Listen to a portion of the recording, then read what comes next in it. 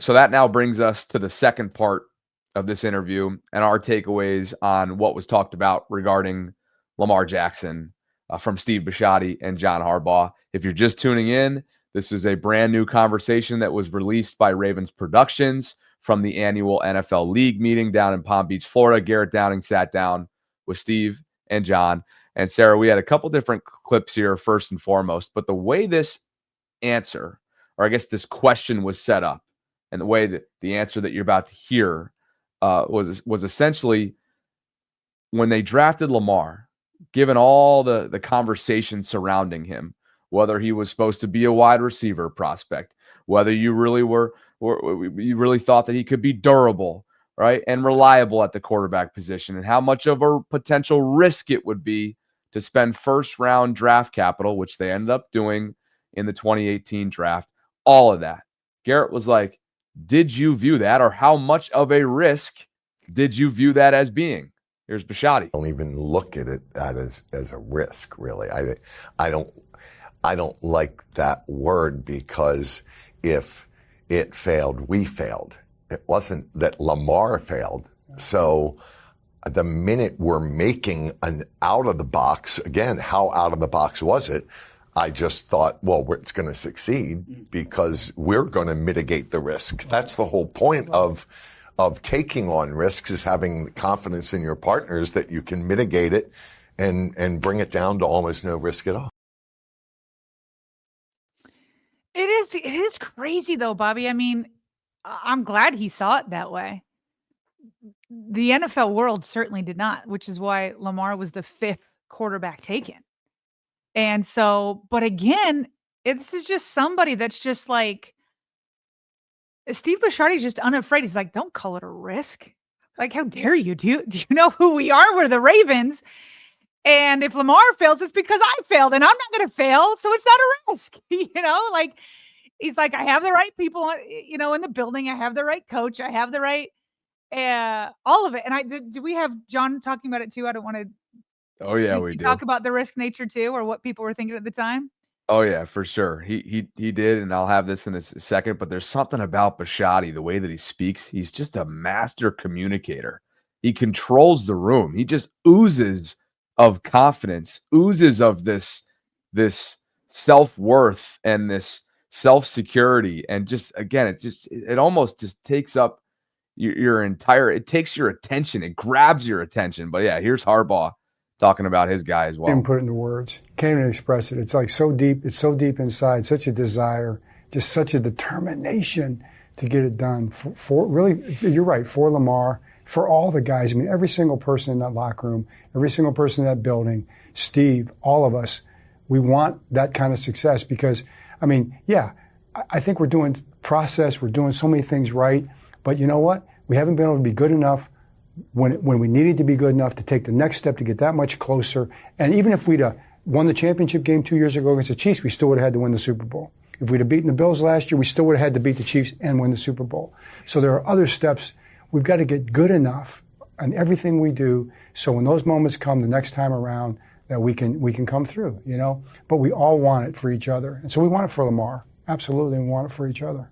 I don't look at Lamar singularly. It's such a... That's the one we just played. He just said that. Okay, that was not the clip I was looking for. That was him talking about wanting to win the Super Bowl for Lamar and how badly he wants it. But going back to the risk idea, so Steve Bisciotti is saying that he didn't see Lamar as a risk. And then John Harbaugh kind of like flipped the risk back on others. He's like, listen, it was only a risk because he played differently. But he's like, how many other quarterbacks were really a risk but didn't seem like it because he was a traditional quarterback? He's like, and we had the traditional quarterback. We had Joe Flacco. Like, he was the traditional drop back guy that didn't run, more statuesque, all that kind of stuff. And so he said, how many people, he goes, but having the best of those traditional quarterbacks there weren't a ton out there. And so he's like, how many people failed at trying to recreate Tom Brady or Peyton Manning or trying to get that traditional quarterback? But just because there were a lot of traditional quarterbacks doesn't mean that it wasn't a risk. How many times have people hoped that they had the next Tom or Peyton or, any of these guys. And so they took a risk on them who ultimately didn't pan out. So he's like, what? Just because it was a different style didn't make it a risk. And so those guys were totally viewing it from a different lens than the rest of the NFL world. Obviously, Louisville fans felt differently too because they had watched what Lamar could do. And so I like that while other teams were like hesitant to go with Lamar because they didn't feel like it really was a reflection of what they felt like they could do with this incredible talent. What kind of coach are you? What kind of organization are you if you can't take a phenom like Lamar Jackson and just let him do what he's been doing? You kind of just have to step back and let him cook. But nobody else knew. Nobody else had the confidence that they could do that. And then we saw it again, Bobby, in 2023 when the Ravens put the non-exclusive franchise tag and like clockwork, report after report after report, even after seeing that he was an MVP. Even after seeing that, they still didn't have confidence in themselves in putting a team around him that would just let him cook. And so that was more reflection on not only a lack of vision in Lamar, but of a lack of vision of a lack of confidence in what you could do with a phenom like Lamar. So it makes me happy that they didn't even see it as a risk. And here we are, 7-8 years later, where the Ravens are perpetual playoff contenders, perpetual Super Bowl contenders, even though they haven't done it yet. And he's a perpetual MVP winner. They've also been perpetually stable at the quarterback position prior to Lamar. And that's something that both men spoke about at length as well, beginning with Harbaugh. Well, it's been massive. When I first got here, we were looking for a quarterback. And it was new to me. I was coming as a special teams coach kind of guy. And they were talking about drafting the franchise quarterback and with the 7th pick in the draft and the strategy that was involved in that. I remember a conversation we had at the base of the steps. I'll come off the practice field where Steve and Ozzie and Eric were involved, Dick Cass were involved in this. And I'm just listening and learning and watching how's this going to go. And they worked it all out and we ended up with Joe Flacco. Yeah. And it was amazing. I'll never forget it. That conversation? Oh, yeah. And exactly where you said we were, because I had taken over in 2004, and then Kyle Bowler didn't work out like we hoped he would. And then Steve McNair comes in, and then his body breaks down, and then 206 turns into a terrible 207, which leaves us with the 8th pick in the draft. Hire him, and they're saying that there's one first-round quarterback in that draft that year, and it was Matt Ryan. Mm-hmm. And I said, I don't care what you have to give him. Like the whole Mike Ditka, Ricky Williams thing. Like, I don't care. I'm not so dug into the value of draft picks right now, because without Matt Ryan, we're not going to be any good. And because you have to have the quarterback. Got to have the quarterback. So to me, it was like, stop talking to me about draft assets when there is I want a team asset, and that is everybody in the world is saying that there's one first-round quarterback. And it turned really out to be true, because we're the ones that went back in and got Joe. Right. Cam said, this guy's got as much upside as Ryan. You shouldn't give up the world. We can do just as well with Joe. Yeah. And I was like, all right, you better. I don't know you very well. You better not be wrong. You better be right. We appreciate it, Cam. And so that's what we did. And so we traded out instead of down and got Joe, and we had a hell of a run with Joe, and we were able to parlay this into 7 more years. So we have had a nice run. I believe he was referring to former OC Cam Cameron. Believe that was who they meant by Cam. Yeah. Who vouched hard there for Flacco, and how that ended up turning out. He's like, I don't know you, so you better be right. Yeah. Yeah, no, that worked out. So, and it's true. It's like the league is divided into 2 types of organizations, those with the quarterback and those without. You don't divide it by those who have a head coach and those who do not. You don't divide it it's that. It's like the quarterback. It's the quarterback. The quarterback is everything, which is why the quarterback usually makes 20 to 25% of the salary cap, right? And then the rest of the 52 other players divvy up, the other 75 to 80%. And because it's all about the quarterback. It's all about the quarterback. And so Steve Bisciotti knows that from the Kyle Bowler years, and then switching it to Joe Flacco, and then now Lamar Jackson. Remember, he was like, whatever it takes to pay him, like, let's do it. Let's do it, because he did not want to live in that world and that with those other teams that do not have a quarterback. That's why the Steelers have had a downfall, one of the most storied franchises. It's like they just haven't had anything since Big Ben. It's just why teams go up and down. It's all about the quarterback. It's all about the quarterback. Tell you what, I thought there was a decent shot that 38-year-old Calais Campbell might be quarterback in Baltimore's defensive front next year. There was a little bit of buzz this week that, yes, he was mulling retirement, but he also had multiple offers on the table, Sarah. He's going to be 39 in September. He ended up going to Arizona. The reports were out there that the Ravens and the Dolphins both had offers in for Calais, and he ultimately goes back to where it all started for him. He was drafted by the Arizona Cardinals way back when. He's turned into a 6-time Pro Bowler, of course. He spent several years in Baltimore a couple years ago, spent last year in Miami. Prior to that, he was in Atlanta. But there you have it, the 2008 second-round pick, played in Arizona until 2016. He's coming back for an 18th NFL season. Cardinals are giving him 1 year, $5.5 million with a max value of $7.5 million. But there was some buzz on this earlier in the week when Pro Football Talk, and I believe it was actually Barry Jackson, who's a Miami Herald reporter down in South Florida, noted that it was the Ravens and the Dolphins, Sarah, who had at least put out preliminary offers for him. And that doesn't come as a surprise because of all that buzz around the deadline where the Ravens clearly were looking to bring him in back in November last season. I agree with you. There's probably, like you have here from Pro Football Talk, saying that the Ravens and Dolphins put in offers. But wasn't it a matter of hours where that report came out and then him being signed? Correct. Okay, so that's agent stuff right there. So I don't at all doubt that the Ravens put in an offer. I don't doubt that they had some interest, especially after the Ravens were trying to trade for him at the end of last year. But this is all agent stuff where they're trying to get things over the top. So let me clarify one thing too. Yeah. Let me clarify one thing on the timing of that. Pro Football Talk, as this screenshot notes, tweeted this out 2:41 yesterday, April 1st, yesterday afternoon. Barry Jackson's reporting was from the day prior. So just so we're clear, the Barry Jackson reporting that Pro Football Talk is sharing here, there's about a 24-hour difference between the two. But still, it's all happening this week. And of course, everybody's together at the league meeting. Exactly. They're all together at the league meeting. I still do think that, getting that out there was imperative, because here's the thing. For him to get 1 year for 5.5, I think that's $2 million more than he got last year. Let me look this up. That's a solid contract for a guy who's mulling retirement at age 38.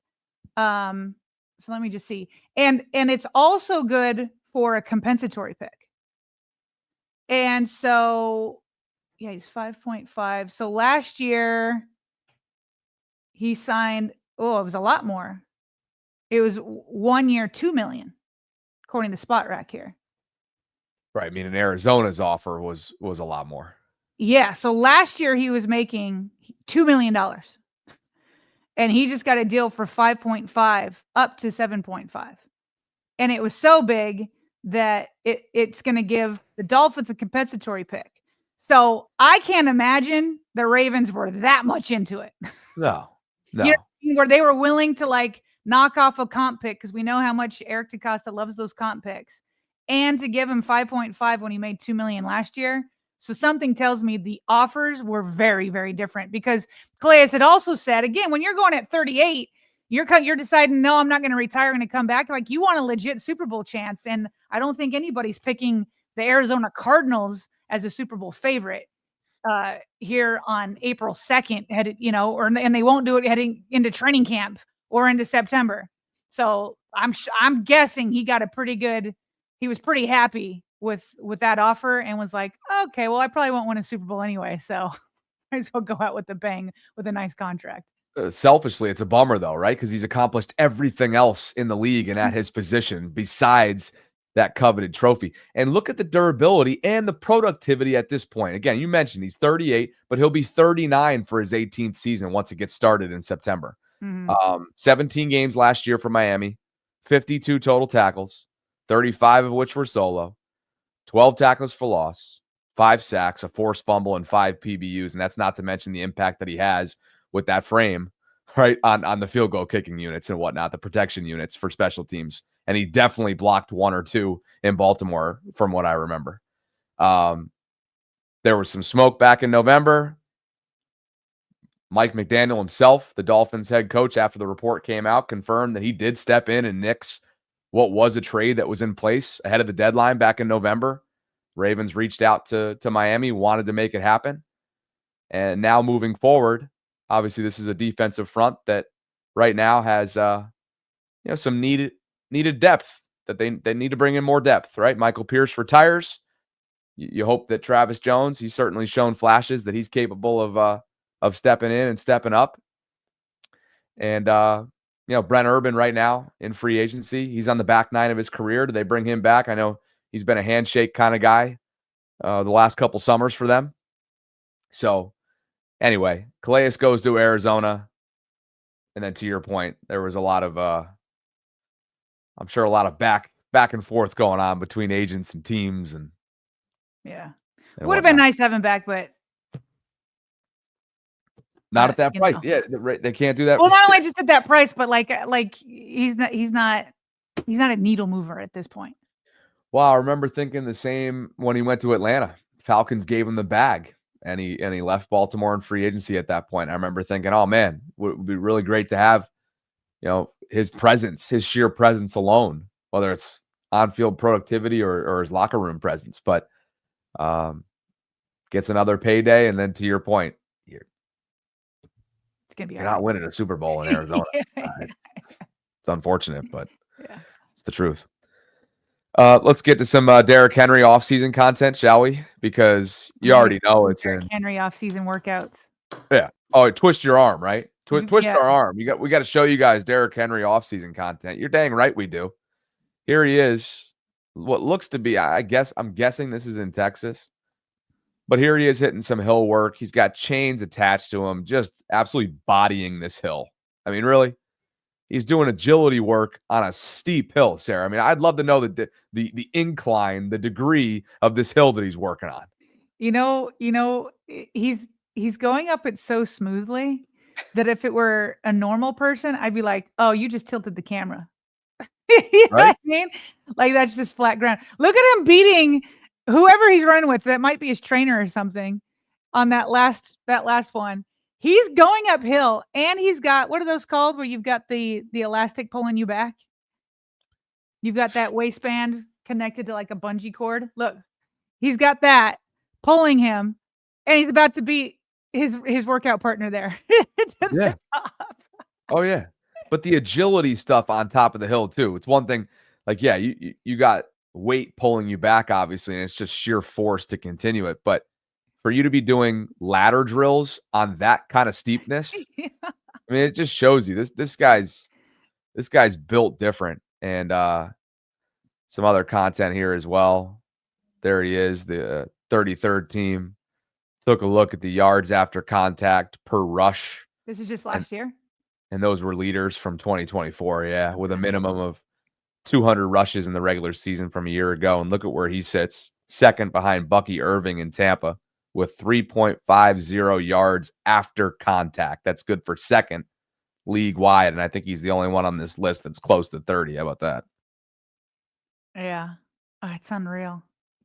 But he's just built different. He's just built different. Like, he looks bigger than 90% of defenders.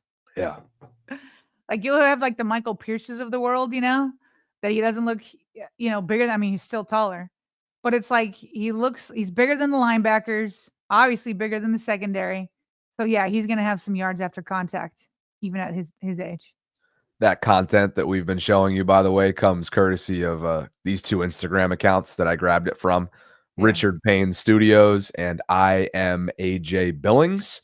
And then this was filmed in Dallas, Texas, where he spends his off season. We know he does a lot at that Sanders facility as well, which a lot of professional athletes work with. But here are a couple screenshots or a couple photos of him in action. You know, these guys that work with professional athletes have these whole videography teams, you know, because obviously that's their calling card. That's one of their business blueprints. Like, how are they going to get their word out there? Well, yeah, I'd want to work with these guys too if I saw Derrick Henry having a 31-year-old season the way that he did, second behind Saquon Barkley and knocking on the door for 2,000 rushing yards, wouldn't you? Right? Look, absolutely. Absolutely. And all I'm looking for next, Bobby, is the extension for this guy. You know what? And that's another thing that was kind of disappointing. There was so much left to be decided from that Bisciotti interview. And again, I mean, the only reason why they're doing it is because they can make sure that the questions don't go, you know, too far or whatnot. But like, they're like, what's going on with Derrick Henry? Like, where are the questions with that? Where's the extension? What about locking up, you know, Kyle Hamilton and Linderbaum or other guys? Like, where are the questions of like, hey, what's going to be different this time? What's going to be different this time? So, but anyway, I'm just waiting for that extension to come through. John Certainly. Harbaugh did say that, you know, they still plan on doing that. So, Certainly. yeah. And if that wasn't enough, by the way, if you want to see Derrick running routes as a pass catcher this offseason, well, look no further. So he's doing a little bit of everything. You know, it's going to get that time of year where we're going to be fishing and searching for all Derrick Henry offseason regiment content, physically wise, as we can. And there he is. Nice throw, too. How about the way he led him there? It's perfect. 2 Live Craig. That's the courtesy on Instagram. A lot of these guys that work with professional athletes have professional athlete backgrounds and whatnot. And the King, Sarah, looking like he's in season shape. What a shock at this point in April. He could play a game right now. Yep. I'm sure he could.